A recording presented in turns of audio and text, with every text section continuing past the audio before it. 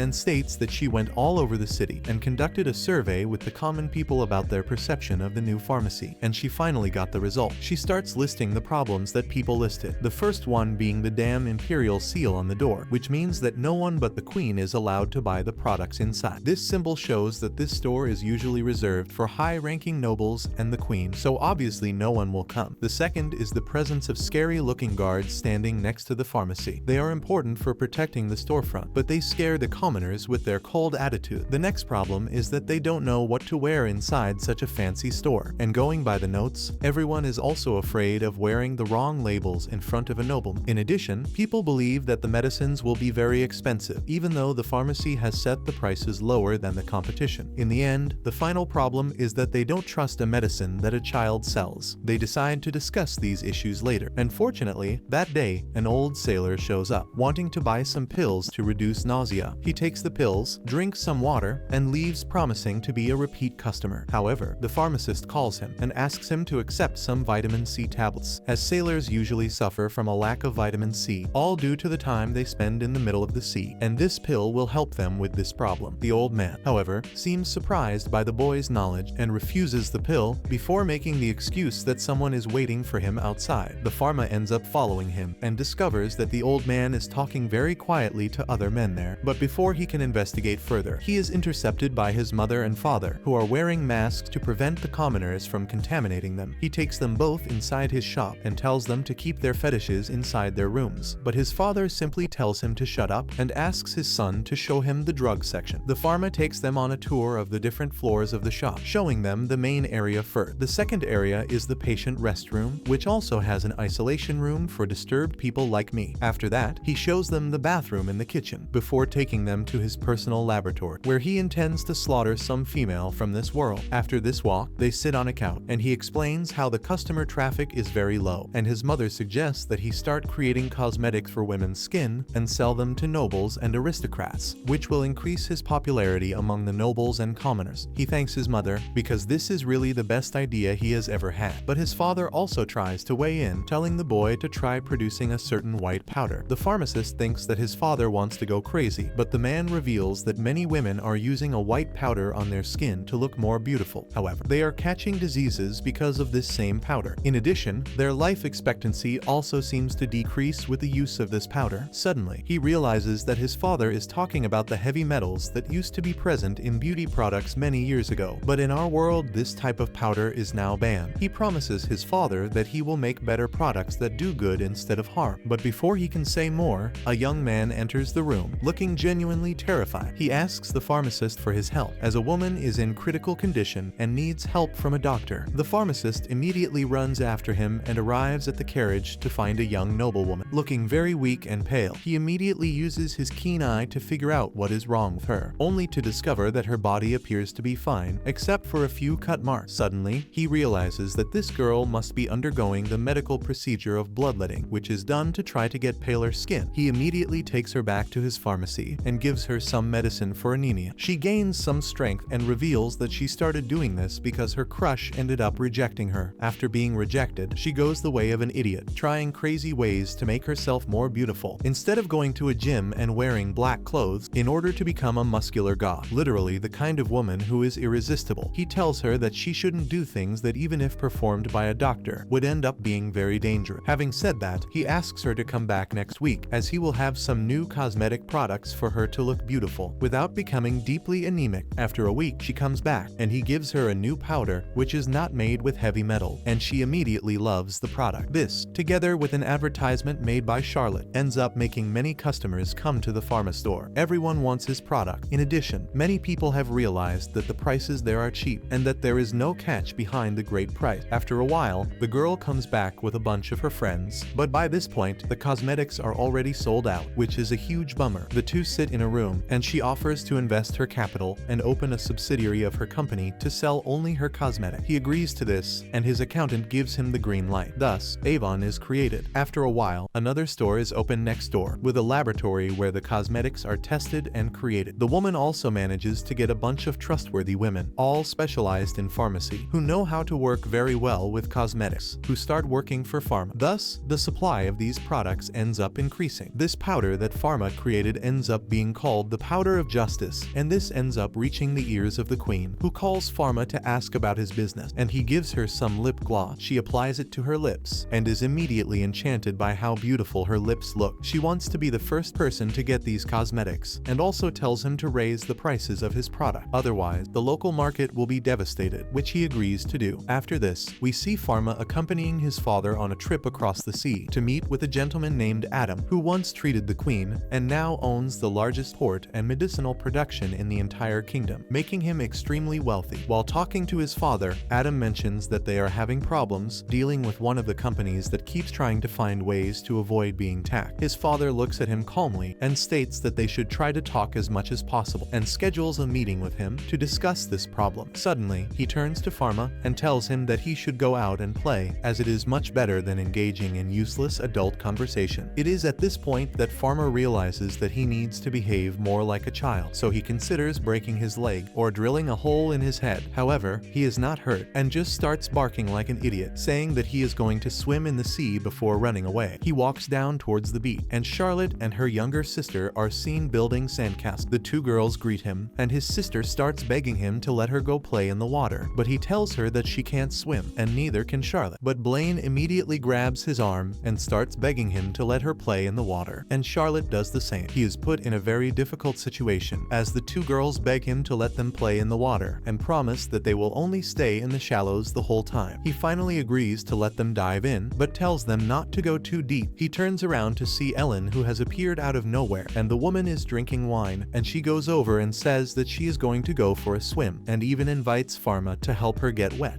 The boy politely declines, which makes Ellen wonder if he doesn't know how to swim. She then heads off into the ocean, while Pharma sits down and remembers that he used to be a great swimmer in his previous life. He then has a flashback about how his sister used to beg him to let her play with him in the water, but since she was too young, he always told her that she couldn't go in the water, but he promised her that he would take her to the ocean and play with her once she turned 5 years old. But that moment never came, because a tragedy happened, and the girl was taken away from her brother before she even turned 5, not even having the chance to enjoy the beautiful waves of the ocean. He comes back to reality and quickly wipes his tears, when out of nowhere he hears a scream and realizes that Blan is in a complicated situation. Charlotte screams for help, and since Blan can't swim towards Gasta, Pharma is forced to run towards the ocean. Before he enters the water, Ellen asks him to stop because he can't take such a risk, but he doesn't care and follows Blan. While Ellen can't keep up with the wild current, he continues swimming, only to realize that there is a huge wave against his sister, pulling her underwater. So he quickly dives and swims towards his unconscious sister, while remembering his real sister. Before swearing that he won't let Blan get hurt, he realizes that he can't reach her in time, and screams in despair, which suddenly activates his divine mark, and a huge light is emitted, causing all the water around them to disappear into thin air, leaving Blan at the bottom of the sea, while Pharma looks on in amazement. And the fish, well, the fish are dancing around, all in search of water. Ellen is confused and looks around, only to find Pharma acting like a bully. While holding Blan in his arms, he manages to get them out of their predicament, and on the beach Blan cries in his arm, terrified that he has died, while Ellen sits there, completely shocked. Pharma comforts Blan, and checks to see if she has suffered any injuries, but is relieved to see that she is safe. Ellen, on the other hand, cannot comprehend what happened and asks what he did, and the Pharma answers honestly, saying that he has no idea what happened, and that he must have used some of his water abilities, but Ellen replies saying that such magic does not exist. The Pharma is shocked to hear this, and realizes that even Charlotte seems to be afraid of him now, but he is happy that he managed to at least save his sister from imminent death in this life. Later that night, he sits on his bed and thinks about how he simply removed all the water around him without even thinking, and since his and his sister's bodies are composed of 70% water, any small mistake could have taken their lives away. Charlotte puts him on the bed and starts to leave the room, but the Pharma stops stops her and apologizes before telling her that she does not need to worry, as he will not use that magic again. Charlotte seems confused when Pharma comments that he knows she was scared the moment he used that magic, but she tells him that she wasn't scared of him. On the contrary, she was amazed by his magical ability and was immensely impressed by his quick thinking and decision-making, which ended up saving Blanc's life. She cries over the fact that while Blanc was drowning, she couldn't move an inch and just stood there, barking, frozen. Pharma tells her that she made the right choice by not going in, because just like Blanc, she also doesn't know how to swim. He tells Charlotte that she is important to him, just like her sister is, and Charlotte couldn't contain her happiness and ended up thanking him from the bottom of her heart. After that, she went to her room to spend the night, and the next morning, they opened their store to yet another horde of people who gathered in front. The Pharma is shocked to see so many people. There are so many customers that he can't even imagine how he's going to spend all the money he's going to make. He thinks that his store might be crowded because they were closed for the weekend, and that orders just piled up. But Ellen claims that his store is only crowded now because his medicine is excellent. The next morning, they open their store to a horde of people who have gathered in front of them. The Pharma is shocked to see so many people, as he's never had even half of these customers on a normal day. He thinks it might be because they were closed for the weekend due to their trip to the beach. But Ellen claims that this is only happening because Pharma's medicine is excellent. As he looks around, the Pharma notices a couple of men dressed in white looking at him as if he were a woman from work. He walks up to them and asks if he can help them. However, the guys have no interest in answering and leave immediately.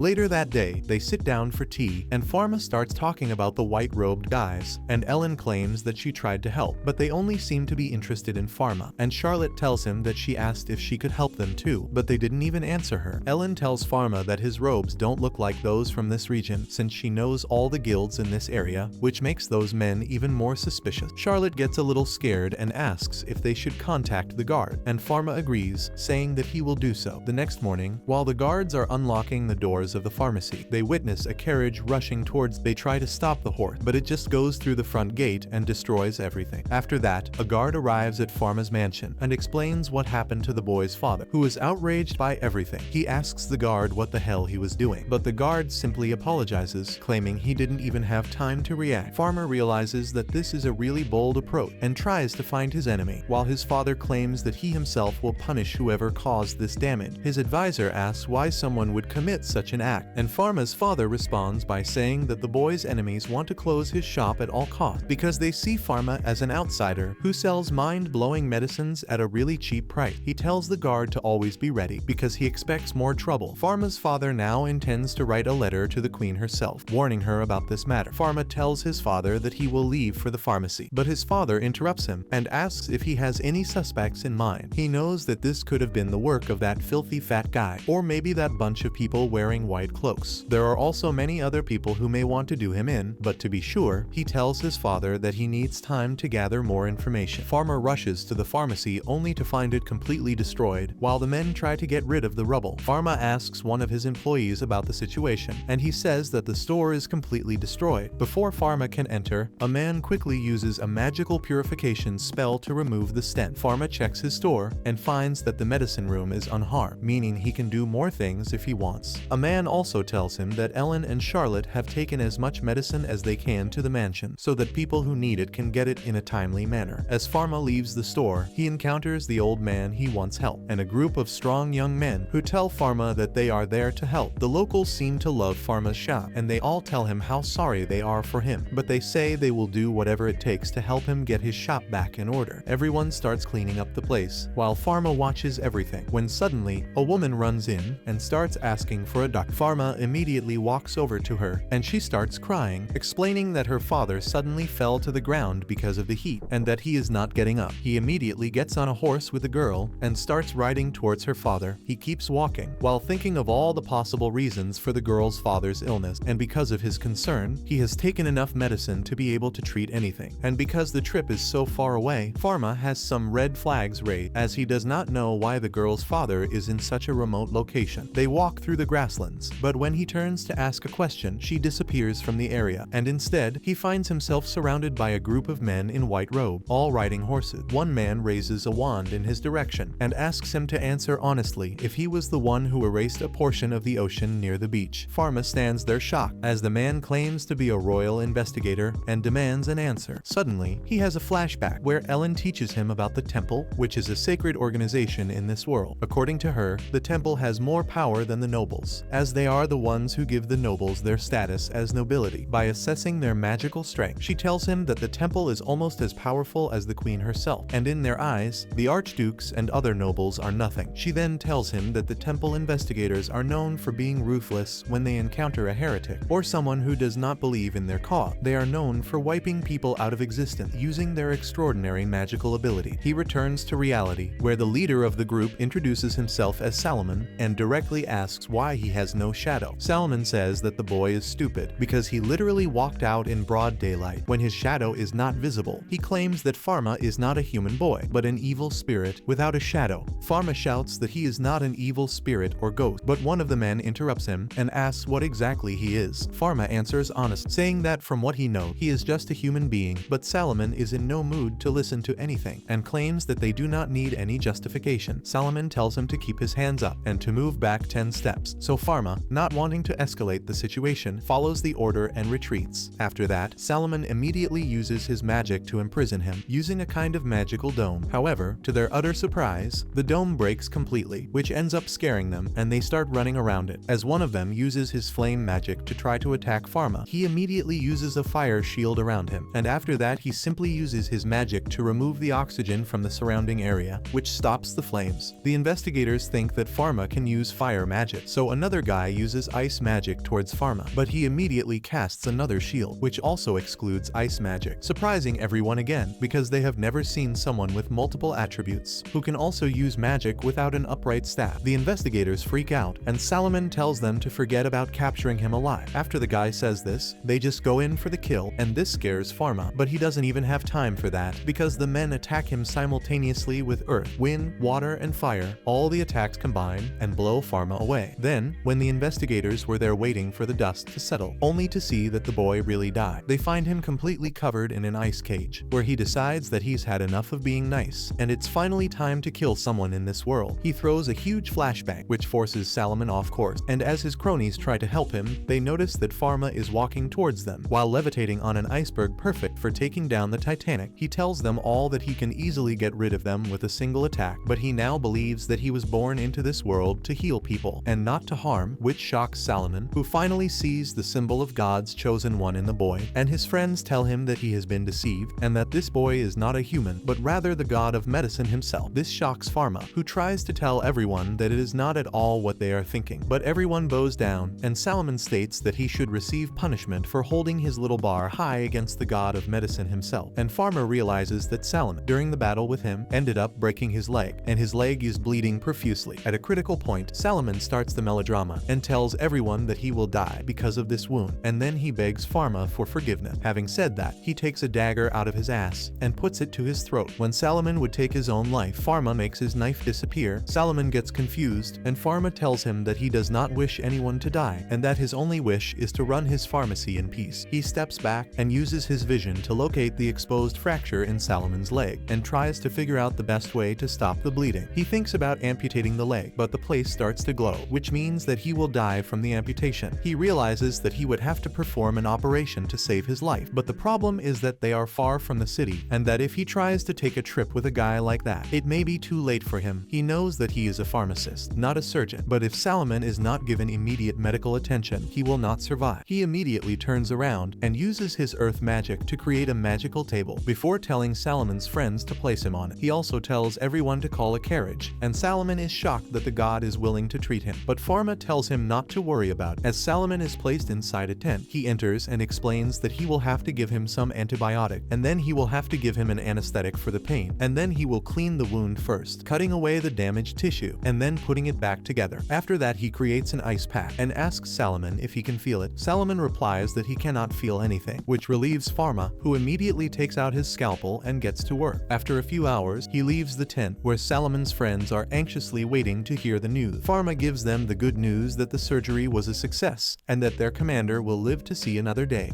They all bow in awe, as they cannot believe that they have gone against God. Pharma tells them to relax. However, he orders them to keep this incident a secret, as he does not want his powers to be revealed to the general public. Several months later, Solomon himself visits Pharma's pharmacy, which shocked Ellen and Charlotte, as he is the head bishop and investigator of the temple. But he tells everyone that he owes Pharma his life, and gives them a bunch of chocolate. He thanks Pharma again, saying that he is only able to walk because of him, and he will now always be a loyal servant. He states that he has completely erased the files on a suspicious boy who has no shadow, so he does not need to worry about any more problems in that regard. Pharma thanks him for his help, and looks outside to see his entourage carrying a bunch of gifts for him, which he finds a bit excessive. Solomon asks to speak with Pharma in private, and shows him a box containing a special wand, which is said to be the original wand of the god of medicine. It was kept inside the temple treasury with a statue of the god, but Solomon believes that the wand must be with its rightful master, so he brought it here. He claims that this wand can use all attributes, as well as being ready for combat, diagnosis, and healing. Pharma is amazed, while Ellen is salivating at the sight of such a large wand, and says that it must be incredible to see this wand standing upright. Pharma seems hesitant to handle the national treasure, and is afraid of breaking this wand or having it stolen. But he remembers that he is a very careful guy, and that the only place where he has ever been stolen was in Brazil. Solomon tells him to simply pick up the wand, and when he does, the wand begins to glow brightly, and Solomon and Ellen claim that the wand has recognized him as its true owner. Ellen asks if she can hold this big, thick wand, and Pharma agrees, only to discover that the wand is prejudiced against women. They turn to Solomon, who claims that this wand belongs to a god, and that no human can use or touch it, only its rightful owner. Pharma picks up the wand again, and tries to sit on it as instructed by Solomon, and to his surprise, it begins to float in the air next to him. After this, Solomon finally leaves with his men, telling Pharma that the temple will not cause him any more trouble, but tells him to be careful, as it was not the temple that attacked his pharmacy with that shitty carriage, which means that someone else is after him as well. The Pharma answers honestly, saying that he has no idea who it could be, but he would like to find out who the culprit is soon. Solomon gives him the last gift, which appears to be a medallion, and tells the Pharma that this item will grant him divine power, and to his surprise, the Pharma looks down and sees his own shadow visible on the ground, which makes him intensely happy to finally feel more human. Later that day, he spends time there with his sister, and takes them to the market to buy some fruit, but he seems tired after working so hard, as his customer base has exploded, and he urgently needs more employees. He thinks about the people he can hire, when out of nowhere he notices a young woman trying to find a certain medicine that the pharmacy she was looking for did not have. The store owner tells the woman that although the medicines sold by the pharma store are effective, the guild does not approve them, which means that normal pharmacies do not have the necessary permits to sell these medicines. Later that night, the pharmacist returns to his shop and tells Ellen about his plans to establish a new independent guild. She checks the minimum requirements and states that they can legally start a guild if they want, and she believes that once the guild is ready, other shops will definitely want to sell their product, which will effectively reduce her workload. Now determined to create his guild, the pharmacist tells Cedric to get ready with the paperwork. The next morning, while walking to his pharmacy, he happens to run into a ragged-looking man. The man is holding his daughter on his back, and he is knocking on the door of a local doctor. The pharmacist tells him that the doctor is out of town, but if the man wants, the pharmacist can take a look at his daughter. The man looks at the pharmacist suspiciously and sees the real pharmacist badge on his collar, and tries to politely say no, as he knows he won't have enough money, but the pharmacist tells him not to worry, because the queen will pay for anything he wants. He tells the man to follow him, and they go through the front gate of his pharmacy, which is crowded with people, and the two of them go to the back gate. They enter a clean room, and he tells the man to lay his daughter down on the stretcher, while he puts on a mask, and also gives one to the man, who seems confused about its use. The pharmacist says it is safe, and says that it is there to prevent the spread of infection, and the man realizes that they only came through the back gate so that the little girl's illness doesn't spread. The pharmacist sits down at the table, and starts asking some questions about the girl, and the man tells him that his daughter's name is Mary, and that she is about 7 years old. The pharmacist then asks when she got sick, and the man says that she last ate a day ago, and it was in the afternoon. Ever since then, she has been sick. The pharmacist tells him that the girl appears to be dehydrated, and that she is not even conscious, which means that she has a very high fever. He then asks the man if he knows Mary's weight, but he says that he does not. The pharmacist then has him step onto a scale while holding Mary. He then asks the man to weigh himself, which will allow the pharmacist to calculate Mary's weight so that he can assign the correct dosage of medicine. Later, the pharmacist checks for other physical signs on the girl's body and mouth before using his special magical eye to check for problems. This power is noticed by the man, and he immediately asks if these are divine magical arts, to which the pharmacist responds that they are. After the complete checkup, he turns to the father and informs him that Mary has a bad cold, which completely shocks the man as he expected it to be something much more deadly. He asks the pharma if she is not like this because of a spirit possession, but the pharma shakes his head, saying no. The man tells him that he does not know of any cold that results in such a high fever and even convulsions, but the pharma replies that this is a particular case of a cold called the flu. The man has no idea what this is, but the pharma tells him that it happens because of a virus, but he assures the man that everything will be fine. He gets up, takes a bag, and tells the man to make his daughter smell this powder twice a day. The frightened man asks what the powder is, and the farmer replies, saying that it is medicine, daughter of a. He then tells the girl that he will teach her to smell it, and soon after tells the girl's father that this fever is due to the white blood cells in Mary's body, which are fighting the virus. And this is essentially good because this virus dies in environments with high temperature. We do too, but we resist a little longer, and the virus dies first. So he puts Mary to bed and tells the girl's father not to worry because she will heal very quickly. With that, he leaves the room, promising to check on her after some time there. Later that night, farmer releases the girl because she is now strong enough to go home. He gives her father some medicine before telling him that even though his store is closed, he should not be afraid to approach the guards and tell them his problem because his pharmacy only exists to help people. The man is surprised and asks if he is willing to see his girl again, and farmer says yes, but he knows that will not be necessary. The man then gets to the main point and asks how much he owes farmer. He promises to pay even if he does not have the money right away to do so. He wants to pay farmer at all costs, but farmer tells him not to worry about anything because the fee here is equal to a loaf of bread, which shocks the man. But farmer says that this way poor people would not hesitate to have their children tested, even for minor problems. He wants to help everyone. It turns out that this man's name is Pierre, and he himself is a pharmacist, but he had no medicine or knowledge necessary to cure a disease. After all, he had no idea what this shit was. He thought it was a spirit possession. He sits down and tries to learn as much as he can, while his wife tells him that he has helped enough people and that he should not worry. But the man turns to her with tears in his eyes and states that if she or her daughter got sick, he would not be able to save them because he does not have as deep a knowledge as farmer, and on top of that, he does not have any magic. His wife tells him to never speak about his daughter's treatment to anyone, as it will result in his expulsion from the pharmacy guild, and his shop will effectively be closed. But Pierre tells her that he will make a choice that he deems necessary. The next day, Pierre and all the other guild members call a meeting, where the guild's fat man talks about how much they are losing and suffering because of the parallel world pharmacy. He claims that his wife bought some cosmetics from him without knowing, so he broke them all into pieces.